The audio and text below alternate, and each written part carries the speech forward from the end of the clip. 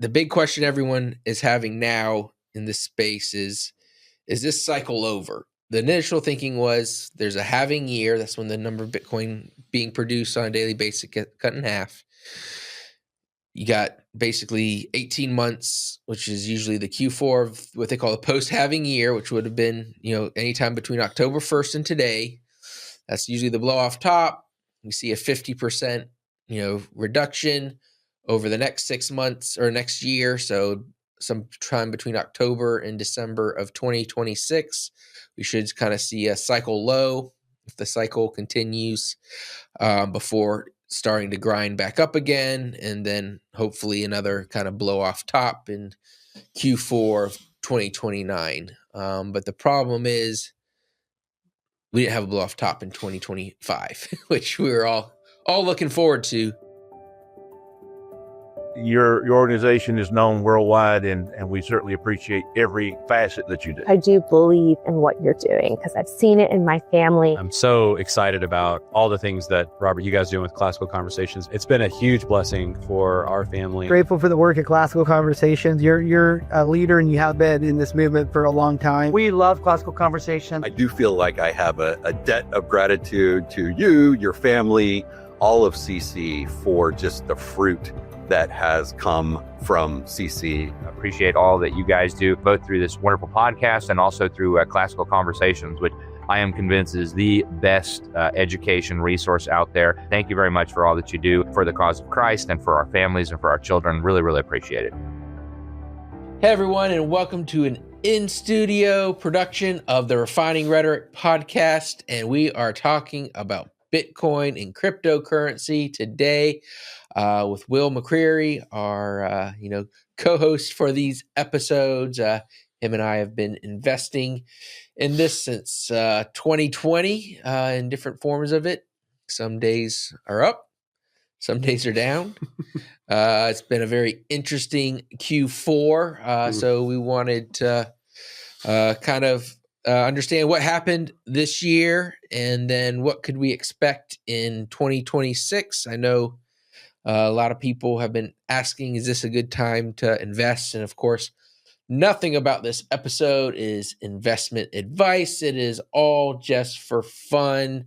Neither of us are experts. We don't know your situation. Shoot, I don't even know if I know my situation. It really depends on what's going on. So, but we will try to clarify, again, what's going on in the market. And then at the end, we'll do a little debate between the lengthening cycles or 2-year cycle theory. And is this time just the same as all the rest of them? And so with that, I wanted to get started with the Genius Act. So that was passed this summer in July.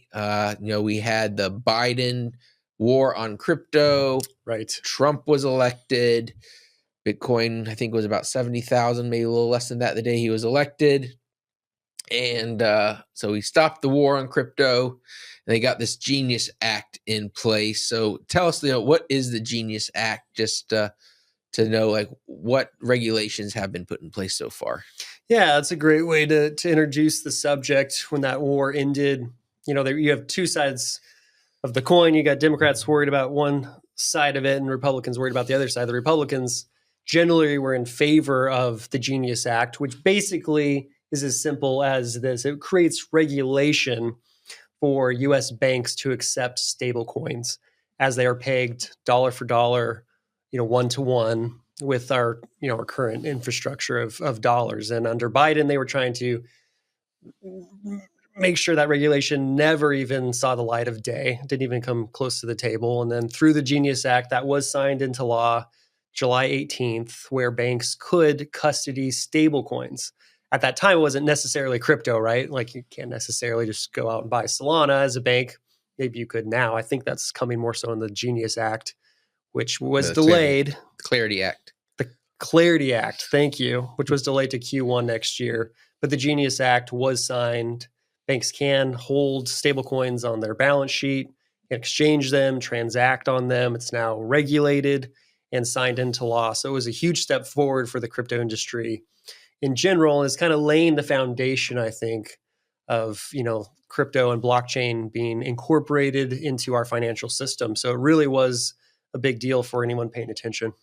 Yeah, so the Genius Act gave some regulatory clarity around stablecoins, and so for a stablecoin is basically it's on crypto rails, and it's worth a dollar typically. Yep. Sometimes they bounce around a little bit, but basically you put $1 in, it's worth $1, and you can send it to someone else's crypto wallet. And one of the things that's important is one that the banks know now that it's not going to be illegal. They're not going to get shut down. They're not going to get the regulators coming in if they're dealing with these. And one of the reasons that people are excited about crypto, as opposed to Bitcoin, is things like stable coins, XRP, Solana, these other coins, is that they're really fast. And so most people, and they're very inexpensive. So like if you think about like, Western Union, if you want to send money overseas, you want to send them $100. Well, you got to pay $10 or whatever the fee is to get it over there. So you're actually, having to pay 10%. A lot of people don't understand, like credit cards, you're actually paying, or the business is collecting from you a 3% fee. And so versus if you use a stable coin, it might be 0.3%, so much less expensive. So Visa. So talk about Visa and what they have going on. Have you been able to do any research on like how they're looking at this crypto space as far as stable coins go? Yeah, stable coins or just as a payment processor. Maybe it's not Visa, it's some other groups. I haven't done a lot of research in how Visa's specifically doing that. I mean, definitely in the last couple of weeks, looked into Visa partnerships with crypto companies. I believe they have something going on with Circle, which is really interesting.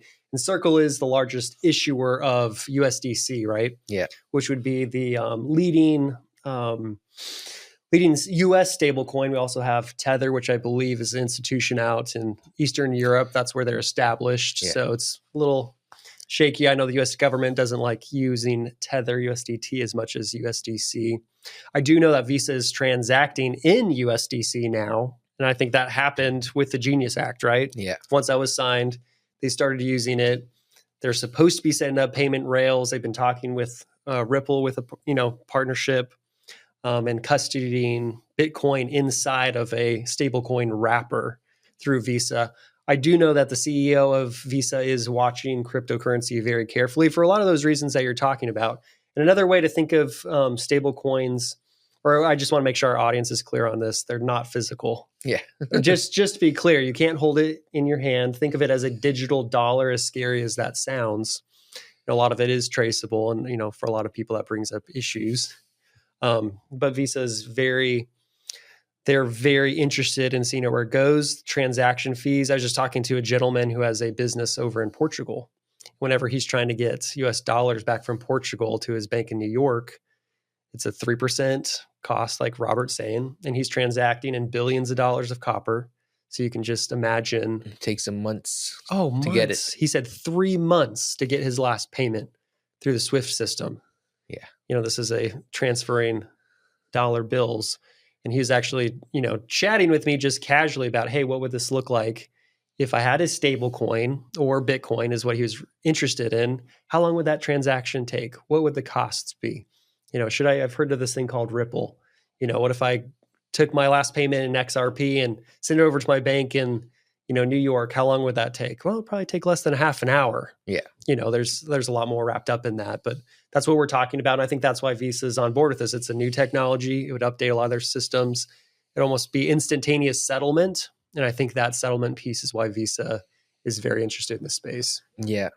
One of the things that has a possibility is like a deflationary pressure, because right now, and we're seeing some businesses that if you take stable coins, actually don't charge you as much because they're not paying as much in fees. And so they're actually like splitting the difference where you're getting like a 1% back. And so you could imagine that if this does get ubiquitous in our economy, that you could actually see prices go down because you're paying less fees to all of these providers. And so, very interesting.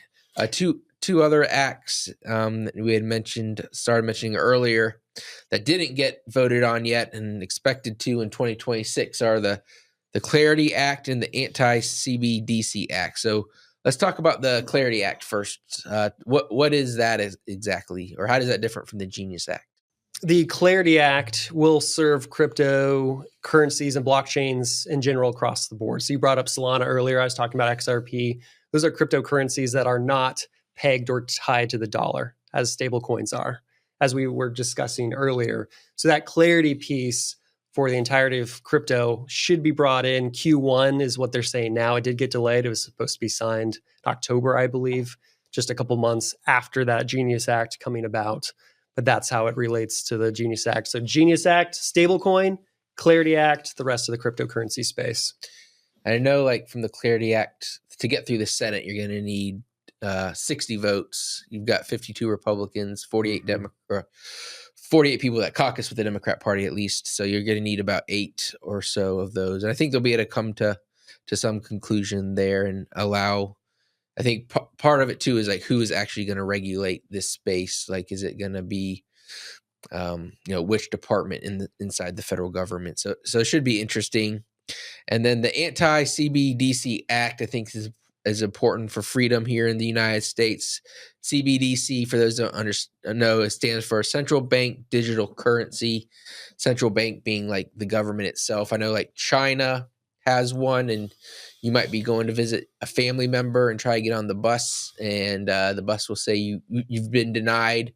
They won't let you use it because you've made the government too mad, because they're able to turn off and on your bank account basically with this central bank digital currency. So that's something that we definitely need to fight against here in the U.S. I suspect that there might be some bipartisan support for that, but we do still see banks deplatforming conservatives even now under the Trump administration. So talk about why these CBDCs are so dangerous.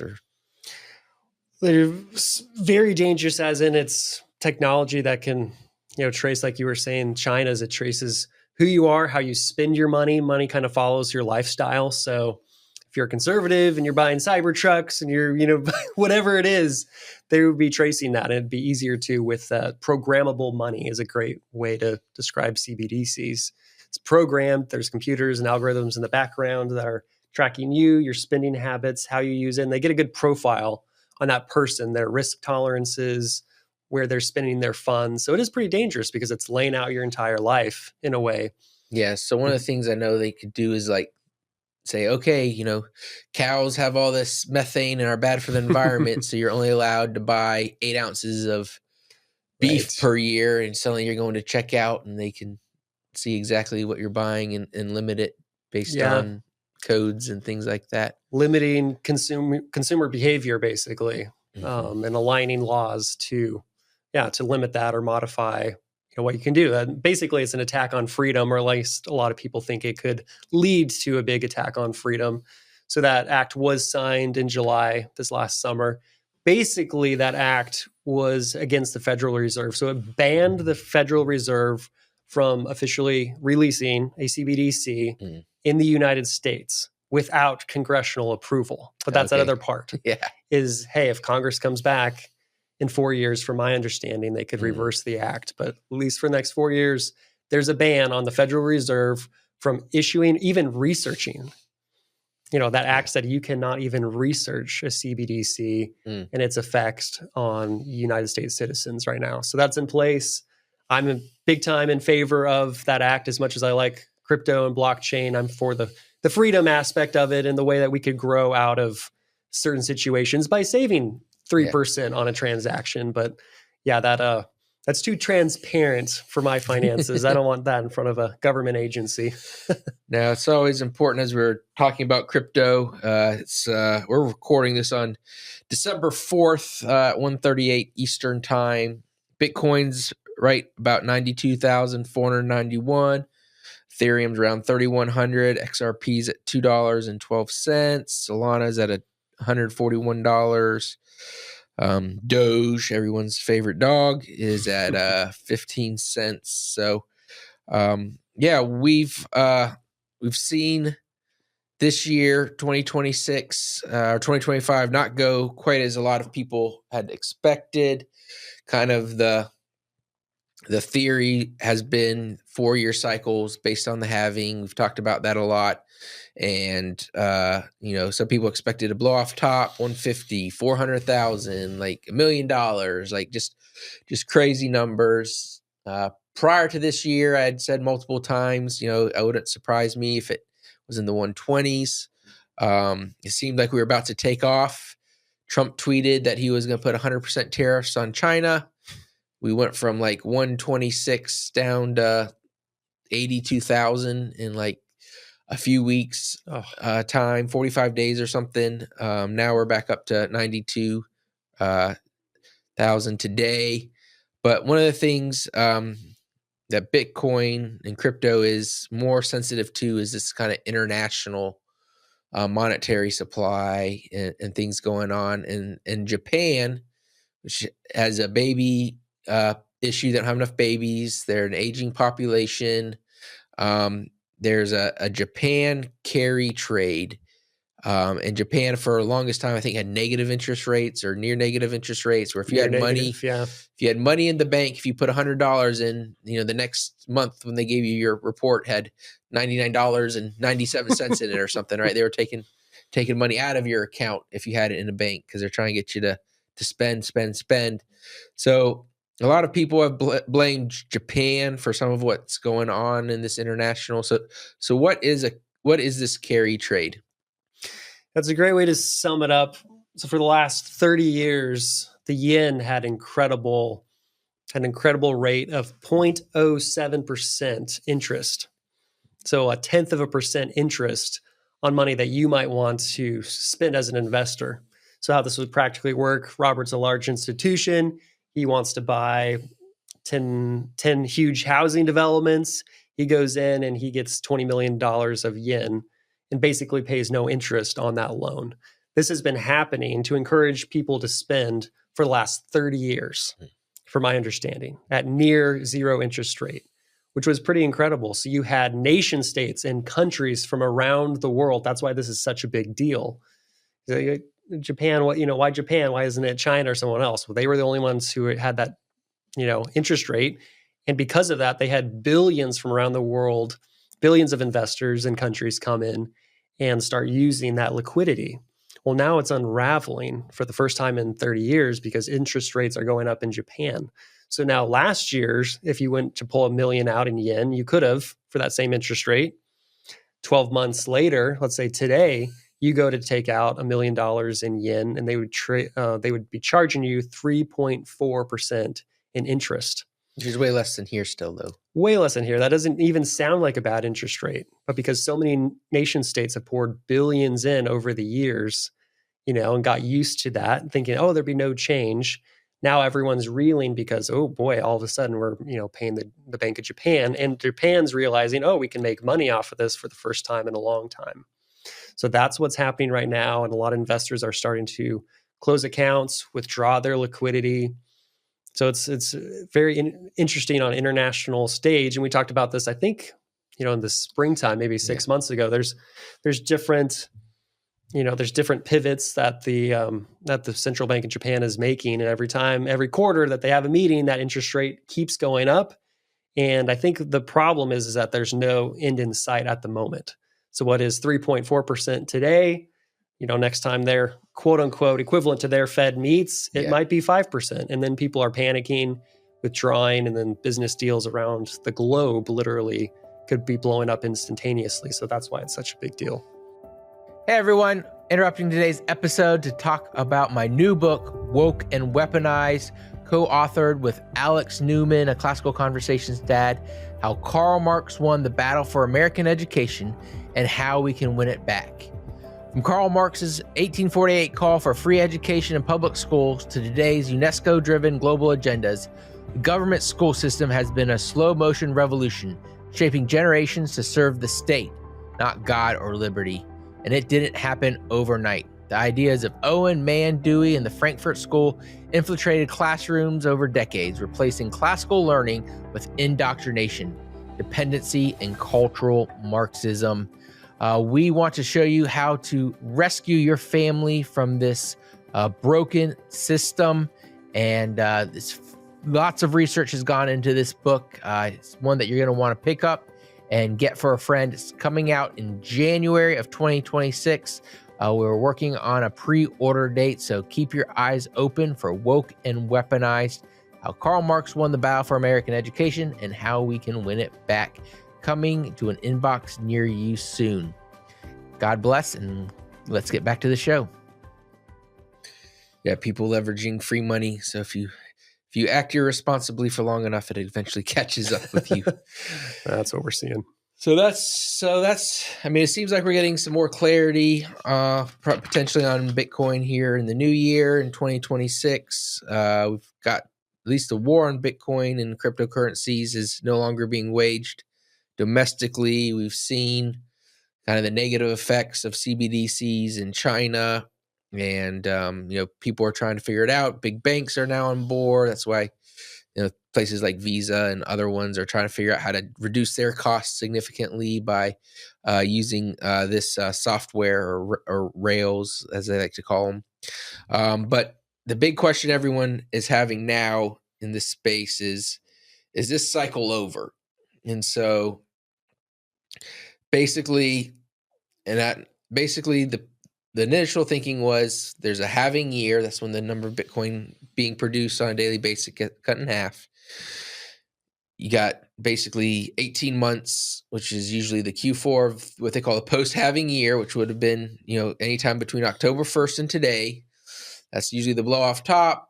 You see a 50%, reduction over the next 6 months or next year. So sometime between October and December of 2026, we should kind of see a cycle low if the cycle continues before starting to grind back up again, and then hopefully another kind of blow off top in Q4 of 2029. But the problem is we didn't have a blow off top in 2025, which we were all looking forward to.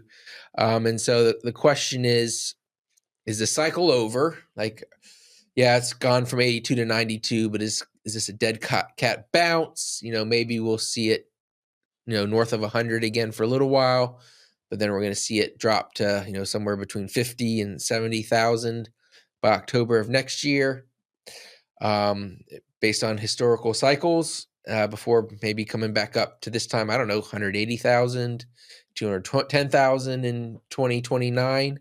That's not, a popular view, or did something else happen? So there's basically two ideas. These ideas were debated 4 years ago. The one that was right was the cycles are still in play, but more and more people are saying, no, we're going to have a lengthening cycle, or this, I even heard this idea of now it's going to be 2-year cycles because of the ETFs. So where do you stand on it as of, December 4th and a $92,000 Bitcoin, at least as of a few minutes ago? It's always fun recording these early because you guys will be able to watch what actually happens over the next 2 weeks or a week. Japanese carry trade unravels. It could be a totally different landscape. Who knows? I am taking the position of the lengthening cycles. And it's frustrating because both of us have dug into the 4-year cycle for the last 5 years. And, a lot of that data was accurate. I just am now thinking that was disguised and maybe overlaid, that 4-year halving cycle, over traditional business cycle and basically global liquidity cycles. The more I dug into some of the data and started looking at when Bitcoin has gone on those tears and those blow off tops, like you were talking about, it always seems to align with global liquidity being available to the public. And there's never been a time where we haven't been in a dovish stance, where we haven't had global liquidity when Bitcoin hasn't gone up. And everyone was, usually 6 months after a halving is where the price of Bitcoin starts to skyrocket, which should have actually happened at the end of 2024, 13 months ago. So, the cryptocurrency community has had a very long 13 months. We'll say that, thinking, when is it going to happen? When are we going to have this blow off top? Well, the Fed was not dovish, right? We've been in a cycle where we haven't had liquidity. We weren't cutting interest rates. We didn't have that. Around the globe, there weren't many countries printing at that time in the last 13 months.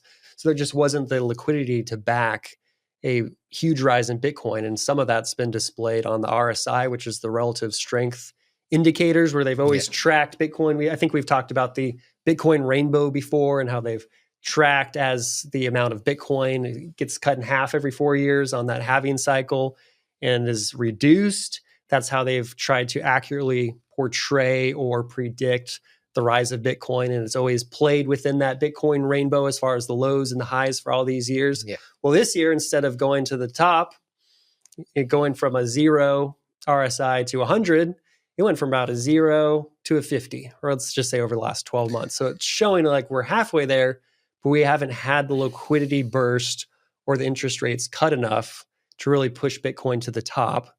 And as we look at those data, some years those rises and fall in liquidity are 4-year cycles over the last 50 years, and sometimes they're 5 to 6 year cycles as far as global liquidity. It's almost like a pool sloshing back and forth. Where's the liquidity right now? Is it low?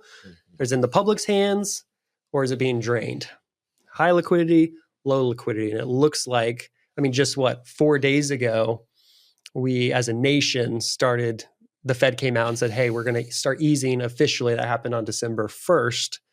And according to the data I've been looking at, that's really the first time that the RSI or the liquidity has a chance to push all assets and commodities to highs, not just crypto. Yeah. So on December 1st, for those who don't understand, the Federal Reserve, which is not federal, I guess it is federal. People like to say it's not federal and has no reserves, has been selling their assets. So they take junk bonds and they've been selling them back into the marketplace. And that's been sucking up liquidity out of it because people buy it. Now the money is no longer in circulation. Well, as of December 1st, they stopped selling. I don't know if they've started buying or if they've just stopped selling into it. Of course, we also saw on December 1st, Bitcoin drop from like 94,000 back to 84,000 or something like that. It was like, I think it was an $8,000 drop that day. And of course, we've rebounded nicely since then. But there has been quantitative tightening. But the reality is, like, from the halvings, I think all the research that we've done and all the research, the crypto bros have done, it's not like these ETFs and big banks haven't done that same research and kind of knew that this is kind of the time to sell. Also, from like an advisor standpoint, you want to lock in your gains for the year. It's very standard in the investment space to sell off your losses and your winners and rebalance. And that typically happens in Q4 of the year. And, from like every halving, we have less and less new Bitcoin introduced. So I'm not sure that, a BlackRock ETF could sell 5,000 Bitcoin in a day while only 500 are being created, or 375 or whatever the number is. So I think that's part of the reason we haven't seen that blow off top, is that people expected, they knew Q4 was going to be it. And so some people front ran it earlier in the quarter, as well as I think people are now trying to rebalance it. So it wouldn't surprise me. I don't think we're going to see a big drop to 50,000 or 40,000, although certainly, would hope for that. And it was, despite seeing my net worth drop during the last 2 months, being able to buy some more Bitcoin below 100,000 has been nice. Of course, not so people know that you're not buying a whole Bitcoin. You can buy a dollar worth. But yeah, it's hard to say that the cycle, to me, the cycle is going to be over, is going to be my kind of standard process. I'm not planning on selling, very much of my holdings, but I also don't really feel like stomaching another 9 months from now. And it's hard for me to see a good reason. Like, I have my, 75% of it I want to keep, until I die, give it to my grandkids or something like that. But that 25% that, I kind of hope to leverage to either make lifestyle improvements or do those type of things. I feel like, if we don't sell them off, probably in the next 60 days, you're going to need to hold them for another 4 years. And obviously, if it expands and we have a blow off top in 26 or something, great, because I still have that other 75%. I just think the risk reward at this time would indicate that the best thing to do is consider the cycle over or very close to it and say, okay, what if I have money invested, I can't leave in there for 4 more years, or I'm not sure this company is going to be there in 4 years from now. That's probably, a safe time to try to figure out how to dollar cost average out of it, over the next few weeks, even if you're, at a loss, because I bought earlier this year when I thought it was the dip and I just been buying the dip ever since. And so, I think it depends on your horizon for sure, but until the cycles actually break and, we're kind of projecting forward that what's going to happen in 2026, but until the worldwide volatility goes down, I think it's hard to say that we're going to suddenly go up and to the right. No, I'm an eternal optimist. Here's the good news. Even though we have fun with these debates, if we all hold long enough, like Robert was saying, you got that forever bag. If you've started investing or, set aside $500, playing with it, say, hey, give it to my grandkids someday, do that, hold long term. We like these short-term conversations because it does give us a little hope, something to talk about in the meantime.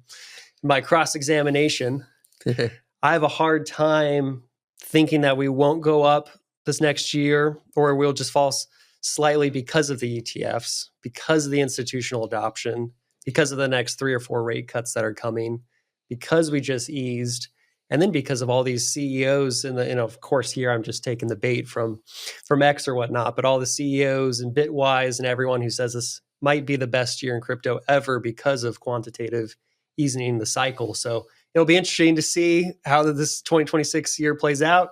Usually I think I go into the year thinking I have a crypto plan, like, oh, we're going down, we're going up this year. I really don't know. But we'll definitely speculating that in December of next year, the prices will be higher than they are right now. That's the stance I will take. All right. Well, we'll see. If I'll definitely start dollar cost averaging back in starting in January, but I think I think this cycle just was a dud, which still, it doubled in 4 years. Who doesn't love that? But I think, we're going to continue to see some chaos in 2026. And I don't think we're going to see a big drawdown, but I do think probably October of 2026 is going to be a really good time to buy. And so if you're in this space now, you got to decide whether you can hold. If you're looking to get into the space, our all-time high might be behind us. So as long as you use that dollar cost average, hey, I'm going to put $10 in a week or $20 in a week or $100 in a month or whatever you can afford, and I'm not going to touch it for 4 years. Bitcoin has been a really good play. So not financial advice. We don't know what's going to happen tomorrow. But it's certainly been a disappointing and volatile year for most of us compared to expectations. And I hope you're right and I'm wrong, but until things change, I'm just going to make the bet that they stay the same. We should make a Dogecoin bet, Robert. 20 coins to the winner. 20 coins to the winner. Sad. $3. Something like that. All right. Well, I hope you all enjoyed today's episode. Got a little bit clarity. Maybe you're a genius now. Understand the kind of different perspectives on the lengthening cycle versus the cycle being over, and how cryptocurrencies have an opportunity to potentially be deflationary, which would be great. We need to get prices down in America so that we can make America affordable again. Yes. And until next time, please subscribe, share this episode with a friend, and remember, none of this is investment advice. So thank you, Will, for being on the show, and we'll see what happens the next 4 years. Thanks for having me. Always a pleasure. Thank you for listening to Refining Rhetoric with Robert Bortons. Want more? Make sure to subscribe so you won't miss an episode. You can also follow us on social media to continue the conversation, and visit classicalconversations.com/rhetoric to find out how you can join a local homeschool community.